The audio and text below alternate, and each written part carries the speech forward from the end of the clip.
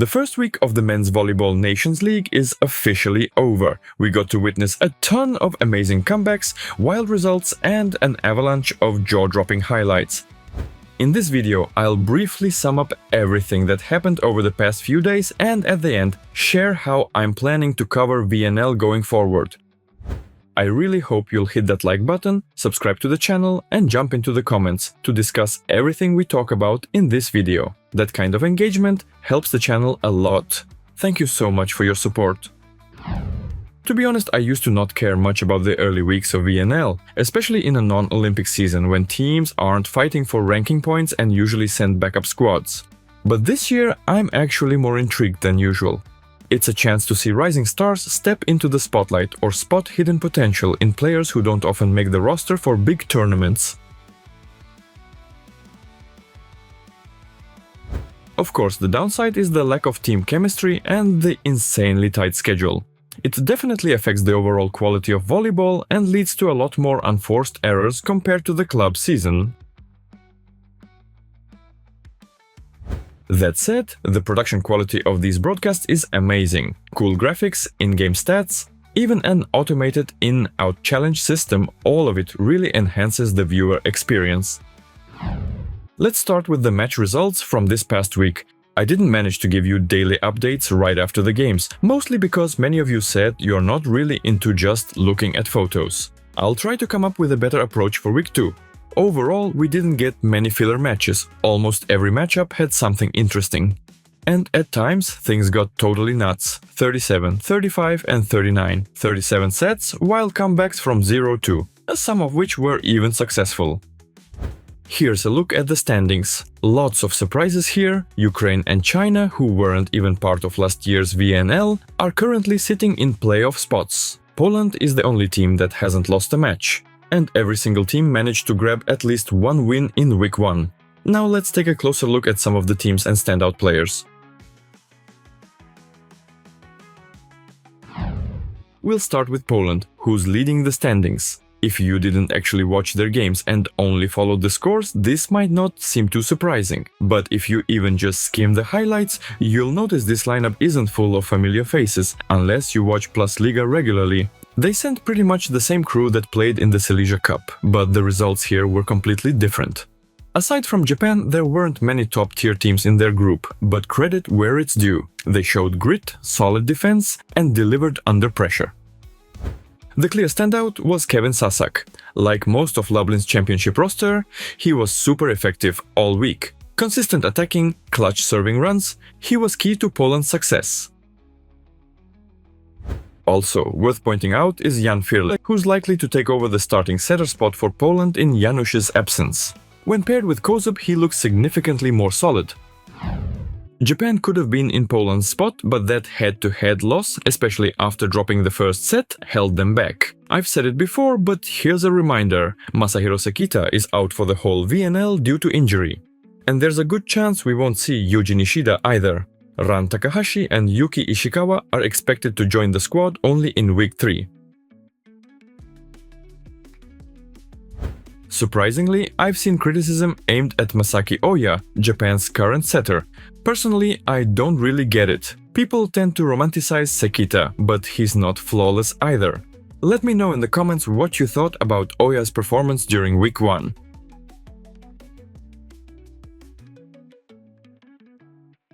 Kento Miyaura stepped up and took on the leadership role as opposite. He still has room to grow on his serve though.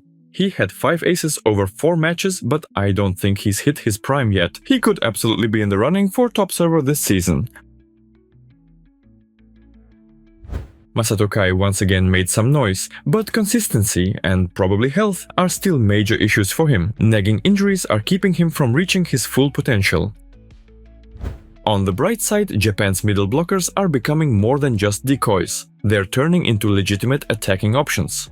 Sure, with their size, they're still not massive threats at the net, but even this level of middle attack can free up space for the outsides, especially when hitting from the back row.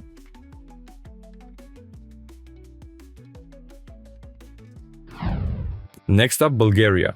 Based on what I've seen on social media, this is probably the most talked about team right now. The duo of Moni and Alex Nikolov definitely adds a lot of buzz to this young squad. I recently broke down Simeon's game. In week 1, not much changed. He just got more aggressive offensively, which wasn't always a good thing. Moni averaged almost 4 points per set, but the team only managed 1 win this week. Their connection with Antov, something I praised in earlier breakdowns, seemed off. I'm not sure what happened, but Bulgaria clearly lacked reliable performance from their opposite.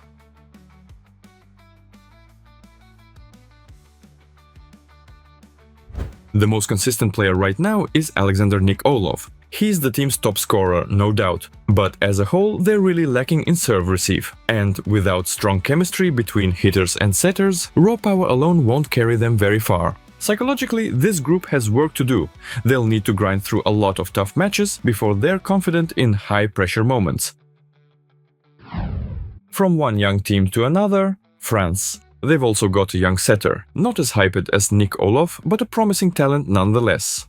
No wonder Modena bought out Tizi Walu's contract even though he was already signed with Norwood. His connection with Theophor wasn't always great, but he's definitely one to watch. Another rising star is Mathis Henno. He looked great during his time on court. It's just a shame he got injured. Wishing him a quick recovery. Under the leadership of Trevor Klevno, France played pretty well, though not super consistently, but they were the only team to beat Italy in week 1. Speaking of Italy, finally we saw some rotation from Fefe De Giorgi, although, knowing his style, he still limited court time for a lot of players. For example, Mattia Bonenfante was mostly used as a serving sub rather than running the offense. If I'm not mistaken, a few players made their national team debuts. Kamil Ryklitsky didn't really shine. He lost out to Yuri Romanov for the opposite spot. Francesco Sani had a solid debut, even though I didn't expect to see him on the roster at all. Fefe gave him a shot, but we likely won't see him again in week 2. On the flip side, Giovanni Gargiulo had a fantastic debut. The middle from Lube made the top blocker rankings this week. He might actually earn a permanent role on this world champion squad. Italy, no matter who's on the floor, plays with insane fighting spirit. Their comeback from 0-2 against Germany and clutch third set against Argentina were both epic. Speaking of Argentina, they had a surprisingly strong week. I wasn't expecting much, but they performed really well. By the end, though, they seemed to run out of gas.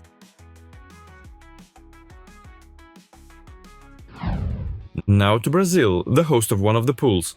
They had a nearly full-strength squad, just some room for upgrades at outside hitter and libero. I've got to shout out Judson, who impressed not only at the net, but also from the service line. I didn't get to watch much Superliga this year, so I'll be following him closely now. Without Lucas, he could become a core piece. With Lucarelli and Leal out, Honorato stepped up as the top outside. Last season he played as a libero, but after a strong run in Plus Liga he earned this shot. Unfortunately, it didn't work out the same for Chizoba. As always, the Suzas handled the opposite position. Darlan started the week, then Allen took over, coming in clutch during the Ukraine match to lead a massive comeback from 0-2. Against Cuba though, no such miracle happened, but they gave it a solid try.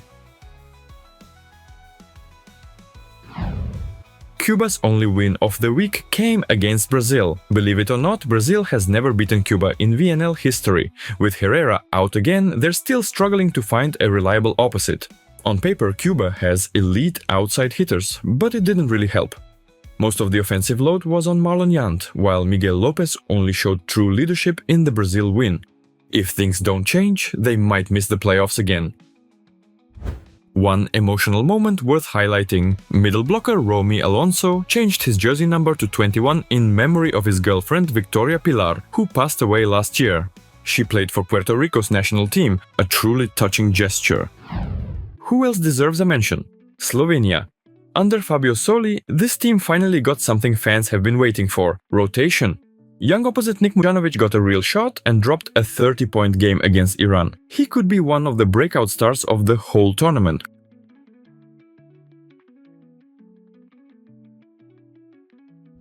Rok Mozic also stepped up as a leader. Like I said in my preview, Slovenia has tons of potential young stars, and under Soli they're finally getting the playing time to shine on the world stage. Let's talk Team USA. A bunch of college players from UCLA, Robinson, Rowan and especially Cooper, were the core of this team. Cooper ended up being the top scorer of the entire week. Setter Quinn Isaacson gave them much needed stability. Several players are already in Europe, so this squad looked much more confident than the one that missed the playoffs last year. Jeffrey Jendrick helped close the week with a win over Cuba. Overall, Team USA had a surprisingly strong showing in Rio. But I'm starting to lose faith in Gabi Garcia Hernandez. I used to think he'd be the natural successor to Anderson, but with Haynes killing it in Berlin and rumors of DeFalco switching to opposite while Anderson returns to outside hitter, Gabi's future looks shaky. In week 1, he lost the battle for playing time to Kyle Hobus, who had a fantastic season with Friedrichshafen. Another Bundesliga rep, Simon Torwi, was the best middle blocker of the week, no contest. I've got a feeling he might crack the World Championship starting lineup. As expected, under coach Winiarski, Germany plays great volleyball, no matter the roster. After losing 3 straight 5-setters, they finally closed the week with a win over France. Not sure what lineup we'll see from Germany going forward, but I have a hunch we won't see Philipp John again. He shows up in week 1 and then vanishes. We'll see.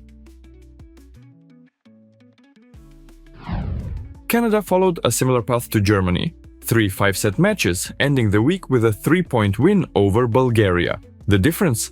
They actually won one of those 5-setters against Germany. Even without their big names, Canada's roster looks interesting. They've got some depth at opposite, and another Lublin guy, Finn McCarthy, was a rock in the middle and wore the captain's armband. They might pull off another playoff run like last year. And believe it or not, Ukraine is currently in a playoff spot. They also played 3 5-set matches, beat the US, took down Cuba, and nearly upset Brazil after leading 2-0. Their main issue? Age. This veteran roster fades a bit in the second half of matches. Their biggest weapons are serve and block. Kovalev, Semenek and Tupci all rank high in individual stats. Let's see if this VNL newcomer can hang on to a top 8 finish.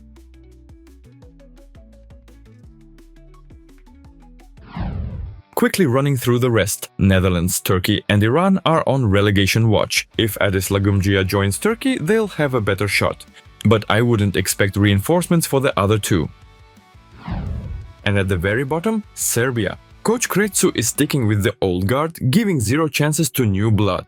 They missed the playoffs last year. What's going to change if the squad keeps aging? Maybe Kujundžić can help stabilize their reception. Mashulovic is still struggling to adapt to his new role.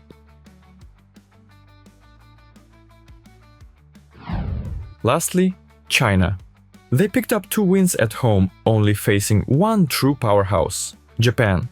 As hosts, they're already guaranteed a playoff spot, but right now they're in the top 8 on merit. If Zhang joins later on, this strong middle line might keep them in the upper tier, but we'll see how they perform against stronger opponents. Before we wrap up, let's take a look at the individual stat leaders. With Nimir sitting out, it opens the door for a bit more variety at the top.